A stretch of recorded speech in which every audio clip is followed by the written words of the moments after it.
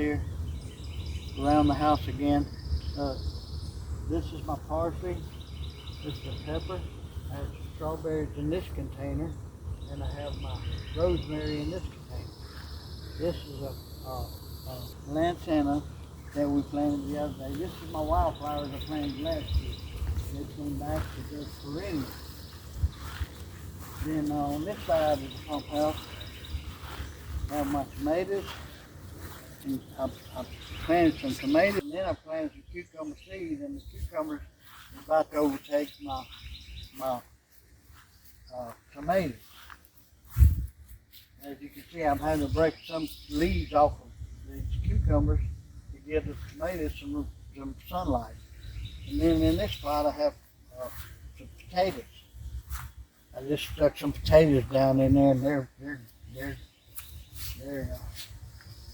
growing real good. Everything's doing real good in this bed.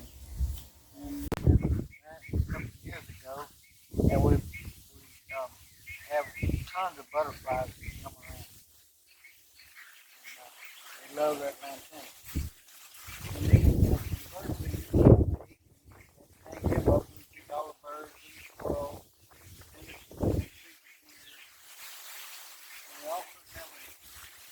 Okay, this is our fire pit made with some rocks from Iowa. And we picked up some big rocks from Iowa. One triple. And down this way is my compost bin. I'm composting kitchen waste with shredded paper and stuff like that. And I have to put the compost in it, and then I'll put a bunch of leaves, and I'm making these leaves down in here where they're all rotten, I have a drum. Eventually, I'm gonna start composting in it. But anyway, I also want to show you. Well, here's a little. I have a little feeder here. We feed deer hanging on trees.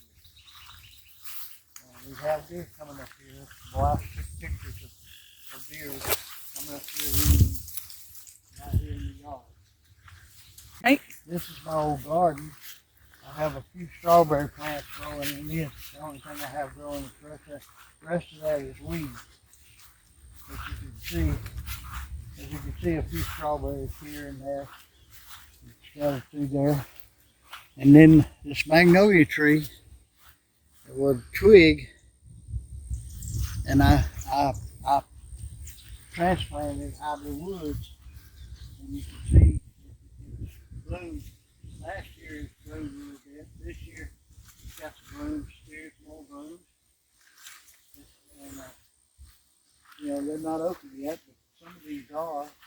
There's one up in here somewhere that's bloomed out, and they're hard to see when you're this close. Here it is. There's one that's bloomed out.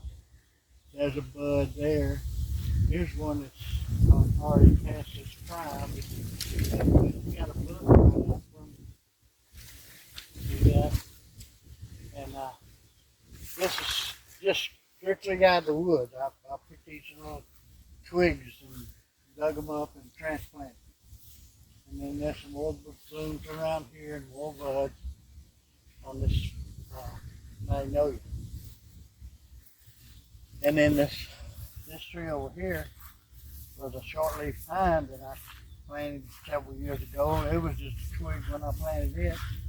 And as you can see, it's probably 25 feet tall. And the trunk of the tree is about 18 inches in diameter. And it's hard to cut under here with the lawnmower, but I manage. I usually get skin up some, but I manage to cut under the tree. This is my little maple trees. I just put some mulch around them. This one, for some reason, I think the ants killed about half of it. But I planted those, and we got some lantana out here, and they're they don't grow as big as that yellow one in the back, but they grow up and make flowers and the butterflies love them.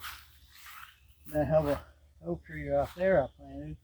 And all these trees I planted that come out of the woods, they were switches, they were little twigs.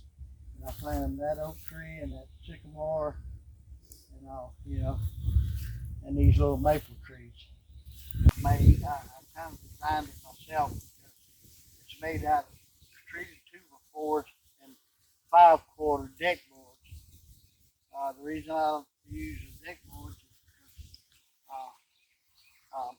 because they're treated, plus they're not as heavy as 2x. I've known a lot of people make them out of 2x6s, and they're so heavy. This little table is sturdy, and they're sturdy, and I have pattern cut the legs of 2x4s and the rest of it's out of 5/4s, and then carriage bolts both the legs together. And you can take two of these, this size, they're 6 foot. You can take one and turn it up in your pickup truck, in the bed of your pickup truck, and then put the other one on top of it. You can haul 2 of them at a time in the pickup. That's the reason I made them.